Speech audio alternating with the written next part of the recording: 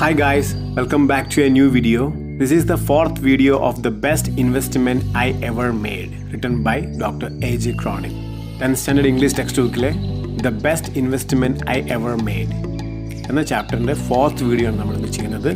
In the first 3 videos, we had seen that the story is happening in United States. The narrator of the story, Dr. A.J. Cronin, was in a voyage and somebody was watching at him. So ഈ story നടക്കുന്നത് അമേരിക്കയിൽ ഒരു ഷിപ്പിൽ doctor A.J. Cronin എന്ന് പറയുന്ന narrator യാത്ര ചെയ്തുകൊണ്ടിരിക്കുമ്പോൾ അദ്ദേഹത്തെ ഒരു വ്യക്തി, ഒരു അജ്ഞാതൻ നോക്കിക്കൊണ്ടിരിക്കുന്നു. On the final day of their voyage, he comes along with his wife towards A.J. Cronin. Mr. and Mrs. John S. എന്നു പേരുള്ള ദമ്പതികൾ രണ്ടുപേരും ഡോക്ടർ A.J. Cronin അടുത്തോട്ട് വരുന്നു. അവർ അദ്ദേഹത്തോട് സംസാരിക്കുന്നു. ആദ്യ മാത്രയിൽ ഡോക്ടർ A.J. Cronin ഇദ്ദേഹത്തെ തിരിച്ചറിയുന്നില്ല. മിസ്റ്റർ ജോൺ എസ് ആരാണെന്ന് അദ്ദേഹത്തിന് മനസ്സിലാക്കാൻ പറ്റുന്നില്ല. ആ സമയത്ത് ഡോക്ടർ A.J. Croninന്റെ ചെവിയിൽ മിസ്റ്റർ ജോൺ എസ് എന്തോ ഒന്ന് മന്ത്രിക്കുന്നു. അപ്പോഴാണ് 25 വർഷങ്ങൾക്ക് പുറകിൽ നടന്ന കാര്യങ്ങളെക്കുറിച്ചിട്ടുള്ള ഓർമ്മകൾ ഡോക്ടർ A.J. Croninന്റെ മനസ്സിലോട്ട് വരുന്നത്. The only time when Dr. A.J. Cronin had met this man, Mr. John S. So now let us continue the lesson. I was a young doctor at the time and had just set up a practice in a working class district of London. So A.J. Cronin speaks. I was a young doctor at that time. ആ സമയത്ത് ഞാനൊരു നന്നേ ചെറുപ്പക്കാരനായിട്ടുള്ളൊരു ഡോക്ടറായിരുന്നു. 25 years back, 25 വർഷം മുമ്പുള്ള കഥയാണ് A.J. Cronin ഓർക്കുന്നത്. And had just set up a medical practice in a working class district of London. ആ സമയത്ത് ലണ്ടനിലെ വർക്കിംഗ് ക്ലാസ് ഡിസ്ട്രിക്റ്റിൽ ഞാൻ എൻ്റെ മെഡിക്കൽ പ്രാക്ടീസ് ആരംഭിച്ചിരുന്നു.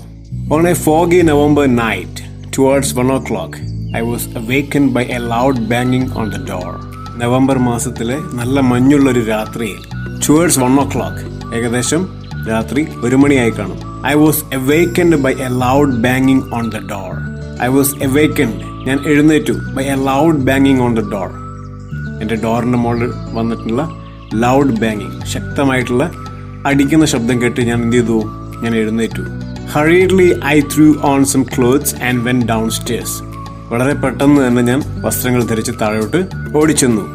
It was a sergeant of police in dripping helmet and cape, mistily outlined on the doorstep. അർദ്ധരാത്രിയിൽ എൻ്റെ വാതിലിന് മുകളിൽ വന്ന് തട്ടിയത് a sergeant of police, ഒരു പോലീസ് ഓഫീസർ ആയിരുന്നു. In dripping helmet and cape.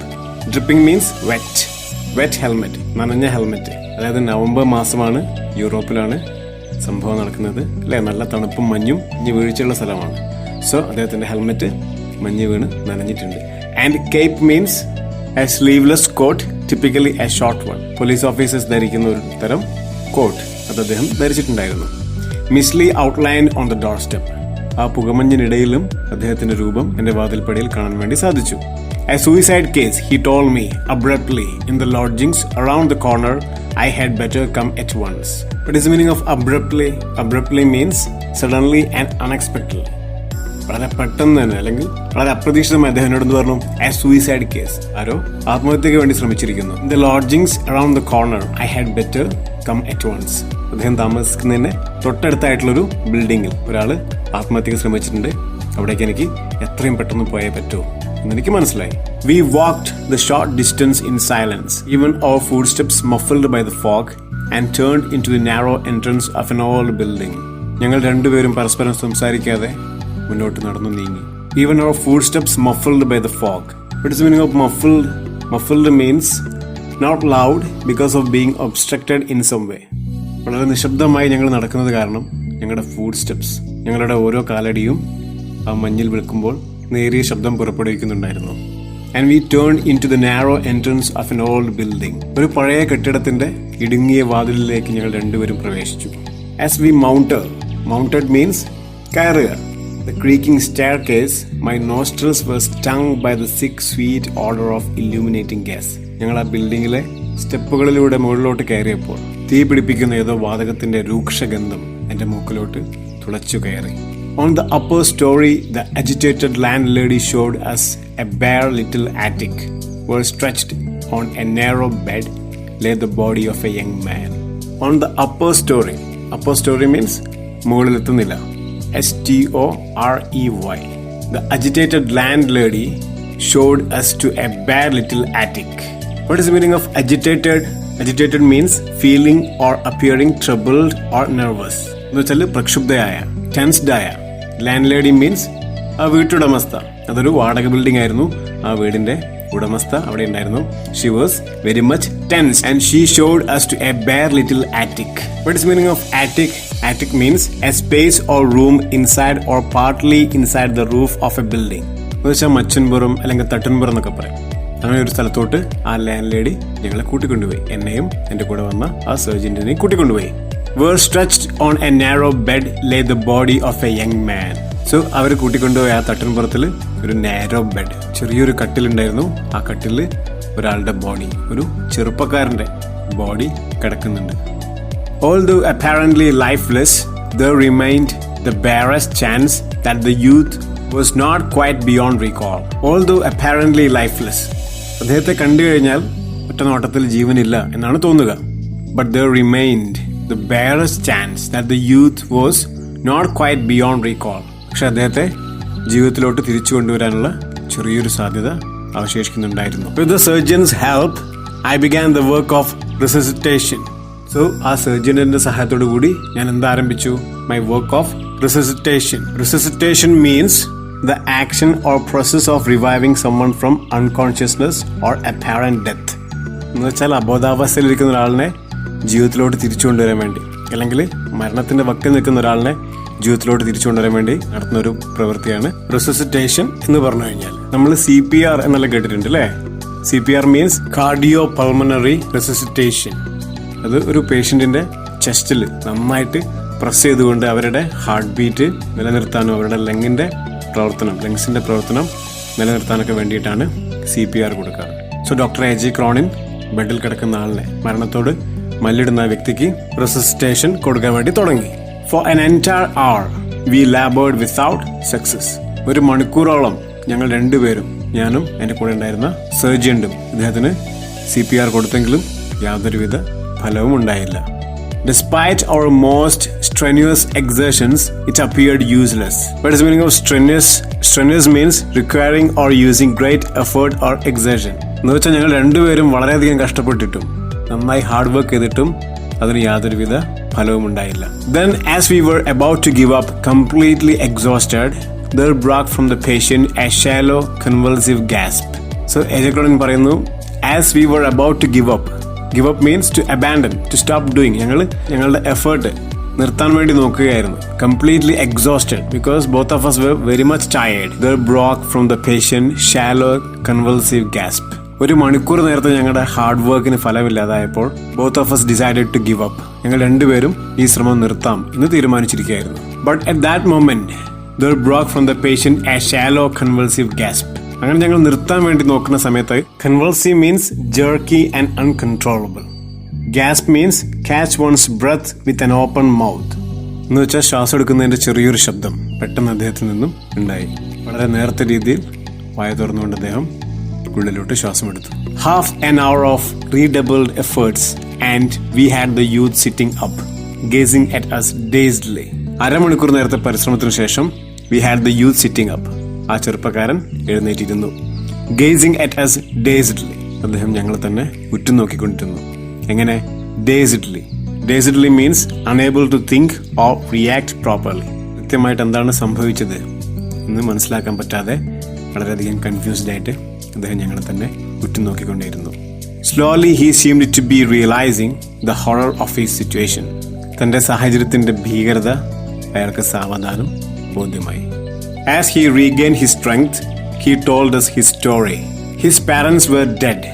An uncle had found him a position as clerk in a London solicitor's office. തന്റെ ശക്തി വീണ്ടെടുത്തപ്പോൾ അദ്ദേഹത്തിന്റെ കഥ ഞങ്ങളോട് പറയാൻ വേണ്ടി തുടങ്ങി. His parents were dead. അദ്ദേഹത്തിന്റെ മാതാപിതാക്കൾ മരണപ്പെട്ടിരുന്നു. An uncle had found him a position as clerk in a London solicitor's office. അദ്ദേഹത്തിന്റെ അമ്മാവൻ അദ്ദേഹത്തിന് ലണ്ടനിലെ സോളിസിറ്ററിന്റെ ഓഫീസിൽ ഒരു ക്ലർക്കിന്റെ ജോലി തരപ്പെടുത്തി കൊടുത്തിരുന്നു. He had been in the city only 6 months. Utterly friendless, he had fallen victim to the loose society of the streets. had made bad companions, and like a young fool, eager to taste pleasure far beyond his means, had begun to bet on horses. So കഴിഞ്ഞ 6 മാസമായിട്ട് അദ്ദേഹം London സിറ്റിയിൽ എത്തിയിട്ടുണ്ടായിരുന്നുള്ളൂ. Utterly friendless. അദ്ദേഹത്തിന് സുഹൃത്തുക്കളൊന്നും തന്നെ അവിടെ ഉണ്ടായിരുന്നില്ല. He had fallen victim to the loose society of the streets, had made bad companions. നല്ല സുഹൃത്തുക്കൾ ഇല്ലാതിരുന്നത് കാരണം അദ്ദേഹം സമൂഹത്തിൽ ഏറ്റവും മോശപ്പെട്ട ആളുകൾക്കിടയിൽ പോയി ചങ്ങാത്തത്തിലാവുന്നു. And like a young fool, eager to taste pleasure far beyond his means. ഒരു വിഡ്ഢിയെ പോലെ തൻ്റെ കഴിവിനപ്പുറത്തുള്ള സുഖങ്ങൾ അദ്ദേഹം ആസ്വദിക്കാൻ വേണ്ടി തുടങ്ങി. He had begun to bet on horses. അതിനുവേണ്ടി അദ്ദേഹം കുതിരപ്പന്തയത്തിൽ ഏർപ്പെട്ടു. Soon he had lost all his small savings, had pledged his belongings and owed the bookmaker a disastrous amount. താമസിയാതെ അദ്ദേഹത്തിന്റെ സമ്പാദ്യമെല്ലാം അദ്ദേഹത്തിന് നഷ്ടപ്പെട്ടു. And he had pledged his belongings and owed the bookmaker a disastrous amount. തനിക്കുണ്ടായിരുന്നതെല്ലാം പണയപ്പെടുത്തി നല്ലൊരു തുക അദ്ദേഹം ഒരു വാതുവെപ്പുകാരനിൽ നിന്നും കടം വാങ്ങിക്കുന്നു. In an effort to recoup, he had taken a sum of money from the office safe for a final gamble. In an effort to recoup. What is the meaning of recoup? Recoup means regain something lost or expended. അദ്ദേഹത്തിന് നഷ്ടപ്പെട്ടതെല്ലാം തിരിച്ചു പിടിക്കാൻ വേണ്ടി ഒരു അവസാന പന്തയം നടത്താൻ അദ്ദേഹം തീരുമാനിക്കുന്നു. ആ അവസാന പന്തയം വെക്കാൻ അദ്ദേഹം തന്റെ ഓഫീസ് ഡ്രോയറിൽ നിന്നും ക്യാഷ് എടുക്കുന്നു. That he was assured was certain to win. ഈ പ്രാവശ്യം പന്തയത്തിൽ ജയിക്കുമെന്ന് അദ്ദേഹത്തിന് അത്രയും ഉറപ്പുണ്ടായിരുന്നു. സോ അദ്ദേഹം തന്റെ എല്ലാ റിസ്കും എടുത്തുകൊണ്ട് വാതുവെപ്പുകാരിൽ നിന്നും പൈസ സ്വീകരിക്കുന്നു. അതുപോലെ തന്റെ ഓഫീസ് ഡ്രോയറിൽ നിന്നും പണം എടുത്തുകൊണ്ട് ഒരു ഫൈനൽ ഗാമ്പിൾ, ഒരു അവസാന ചൂതാട്ടത്തിന് ശ്രമിച്ചുകൊണ്ട് അദ്ദേഹം കുതിരപ്പന്തയത്തിൽ തന്റെ എല്ലാ സമ്പാദ്യവും ഗാമ്പിൾ ചെയ്യുന്നു. But this last resort had failed. പക്ഷെ അദ്ദേഹത്തിന്റെ ഈ അവസാന ശ്രമവും പരാജയപ്പെടുന്നു. അദ്ദേഹം കുതിരപ്പന്തയത്തിൽ തോൽക്കുന്നു. Terrified of the prosecution that must follow, sick at heart, sunk in despair, he had shut himself in his room and turned on the gas. So he was terrified of the prosecution. What is the meaning of prosecution? Prosecution means the act or process of holding a trial against a person who is accused of a crime. അദ്ദേഹത്തിന് അറിയായിരുന്നു അദ്ദേഹത്തിനെതിരെ case ഉണ്ടാവും. So he was sick at heart, sunk in despair. അങ്ങേയധികം ദുഃഖത്തിലും നിരാശയിലും മുങ്ങി താണുപോയ അദ്ദേഹം he had shut himself in his room. അദ്ദേഹം തന്റെ ഈ വാടക റൂമിൽ കയറി വാതിലടച്ച് and turned on gas. അവിടെ ഉണ്ടായിരുന്ന ഗ്യാസ് സിലിണ്ടർ ഓൺ ചെയ്യുകയായിരുന്നു. So he was trying to commit suicide. അദ്ദേഹം ആത്മഹത്യക്ക് ശ്രമിക്കുകയായിരുന്നു. A long bar of silence throbbed in the little attic when he concluded this all-thing confession. There was a long bar of silence. കുറേ നേരത്തേക്ക് ആരും തന്നെ ഒന്നും സംസാരിച്ചില്ല. A long bar of silence throbbed in the little attic. ആ കൊച്ചു തട്ടിൻപുറത്ത് ഞങ്ങളുടെ നീണ്ട ദീർഘനേരത്തെ നിശബ്ദത മാത്രമേ ഉണ്ടായിരുന്നുള്ളൂ. When he concluded this all-thing confession, അദ്ദേഹത്തിന്റെ ഈ കുറ്റസമ്മതം കേട്ടപ്പോൾ ഞങ്ങൾ ആരും തന്നെ കുറെ നേരത്തോട്ട് ഒന്നും സംസാരിച്ചില്ല. Then gruffly the surgeon asked how much he had stolen. What is the meaning of gruffly? Gruffly means low and harsh. വളരെ പരുക്കൻ ശബ്ദത്തിൽ, കഠിനമായ ശബ്ദത്തിൽ സർജൻ ചോദിച്ചു എത്ര കാശാണ് അയാൾ മോഷ്ടിച്ചതെന്ന്. 7 pounds and 10 shillings. The answer sounded pitiful. 7 പൗണ്ടും 10 ഷില്ലിങ്ങും. അദ്ദേഹത്തിന്റെ മറുപടി അങ്ങേയറ്റം വിഷമിപ്പിക്കുന്നതും ദയ തോന്നുന്നതുമായിരുന്നു. For this paltry sum he had almost thrown away his life. What is the meaning of paltry? Paltry means petty or trivial. വളരെ തുച്ഛമായ, ഈ ഒരു തുച്ഛമായ കാശിന് വേണ്ടിയായിരുന്നു അദ്ദേഹം തന്റെ ജീവിതം വലിച്ചെറിഞ്ഞത് എന്ന് കേട്ടപ്പോൾ ഇവർക്ക് എല്ലാവർക്കും ഷോക്കായിപ്പോയി. There was a pause. The three of us, the surgeon, the landlady and me, as the sole witness of the near tragedy, had the same unspoken thought in our minds. We decided to give the young man a fresh start. So Dr. A.J. Cronin says there was a pause. ഞങ്ങൾ എല്ലാവരും കുറച്ചു നേരത്തേക്ക് നിശബ്ദരായി നിന്നു. ആരും ഒന്നും സംസാരിക്കുന്നില്ല. Everyone was thinking what to do.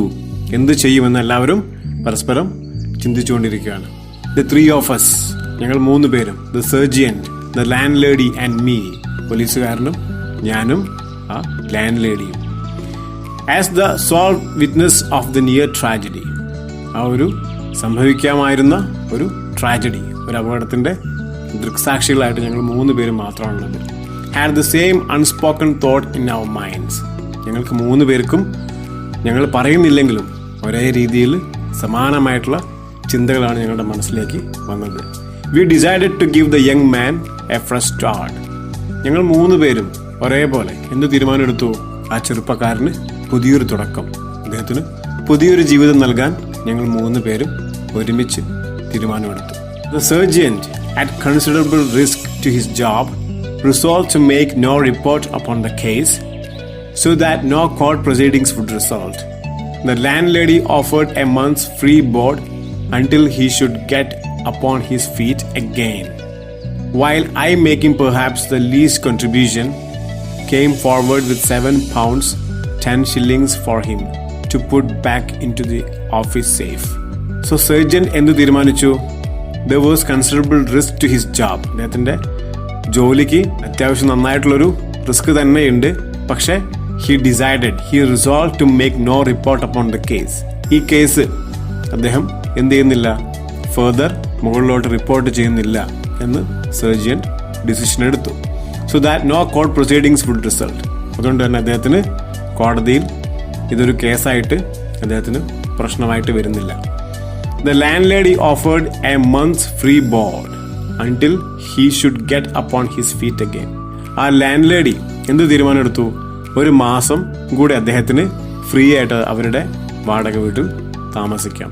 അതുവരെ 1 മാസം അദ്ദേഹം യാതൊരുവിധ വാടകയും ഇവർക്ക് നൽകണ്ട. And while I making perhaps the least contribution. So എജക്രോണിൻ പറയണത് ഇവർ 2 പേരെക്കാട്ടിലും ഏറ്റവും കുറഞ്ഞൊരു കോൺട്രിബ്യൂഷൻ ഞാനാണ് ചെയ്യുന്നത്. And I came forward with £7 and 10 shillings for him. ഞാൻ അദ്ദേഹത്തിന് £7 10 shillings അദ്ദേഹത്തിന്റെ ഓഫീസ് ഡ്രോയറിൽ തിരിച്ചു വെക്കാൻ വേണ്ടി ഞാൻ അദ്ദേഹത്തിന് കൊടുക്കാം എന്ന് ഞാനും വാക്ക് കൊടുത്തു. സോ എന്തൊക്കെയായിരുന്നു ആ 3 തീരുമാനങ്ങൾ? സർജന്റ് കേസ് റിപ്പോർട്ട് ചെയ്യുന്നില്ല, ലാൻഡ് ലേഡി 1 മാസം കൂടെ അദ്ദേഹത്തിന് അവിടെ നിൽക്കാനുള്ള അവസരം കൊടുക്കുന്നു, ആൻഡ് എജെ ക്രോണിൻ £7 10 shillings അദ്ദേഹത്തിന് ഓഫീസ് സേഫിൽ തിരിച്ചു വെക്കാൻ വേണ്ടി നൽകാം എന്നുള്ള 3 പേരുടെയും വാഗ്ദാനം അദ്ദേഹത്തിന് പുതിയൊരു ജീവിതത്തിനുള്ള വഴി തെളിയിക്കുന്നു. സോ ഇവിടെ നമ്മൾ മനസ്സിലാക്കാണ് എജെ ക്രോണിൻ രക്ഷപ്പെടുത്തിയ ആ ചെറുപ്പക്കാരൻ ആരായിരുന്നു? That was mister John S. അന്ന് അദ്ദേഹത്തിന്റെ ചെറിയ പ്രായത്തിൽ ലക്ഷ്യബോധമില്ലാതെ ലണ്ടൻ സിറ്റിയിൽ എത്തുന്നു. അവിടെ ഒരു ഓഫീസിൽ ജോലി ലഭിക്കുന്നു അല്ലേ. അദ്ദേഹത്തിന് കൂട്ടുകാരും നല്ല ഫ്രണ്ട്സുകളൊന്നുമില്ല. അപ്പം അദ്ദേഹം എന്ത് ചെയ്യാണ്? അദ്ദേഹം വഴിതെറ്റിപ്പോയിട്ട് അല്ലേ അവസാനം വലിയ കടബാധ്യതയായിട്ട് അദ്ദേഹം ജീവനെടുക്കാൻ ശ്രമിക്കുമ്പോൾ അവിടെ നിന്ന് അദ്ദേഹത്തിനെ രക്ഷപ്പെടുത്തി ജീവിതത്തിലോട്ട് തിരിച്ചു കൊണ്ടുവന്ന ഒരു വ്യക്തിയായിരുന്നു ഡോക്ടർ എജെ ക്രോണിൻ. അതുകൊണ്ടാണ് ഡോക്ടർ എജെ ക്രോണിനെ കഴിഞ്ഞ 25 വർഷമായിട്ടും മറക്കാതെ അദ്ദേഹത്തെ ഒരിക്കലെങ്കിലും കാണണമെന്ന് കരുതി അദ്ദേഹത്തെ മിസ്റ്റർ ജോൺ എസ് തിരഞ്ഞുകൊണ്ടിരിക്കുകയായിരുന്നു എന്ന് പറയുന്നത്. The ship moved on through the still darkness of the night. There was no need of speech. With a tender gesture, Mrs. S had taken her husband's hand. So, ഇരുട്ടിലൂടെ കപ്പൽ മുന്നോട്ട് പോയിക്കൊണ്ടിരിക്കുകയാണ്. There was no need of speech. അവിടെ സംസാരിക്കേണ്ടതിന്റെ യാതൊരു ആവശ്യകതയും അവർ തമ്മിലുണ്ടായിരുന്നില്ല. With a tender gesture, Mrs. S had taken her husband's hand. Mrs John S അവരുടെ ഭർത്താവിന്റെ കൈകൾ സ്നേഹത്തോടെ ചേർത്ത് പിടിച്ചു. And as we sat in silence, I could not but reflect that it was the best investment I had made in my life.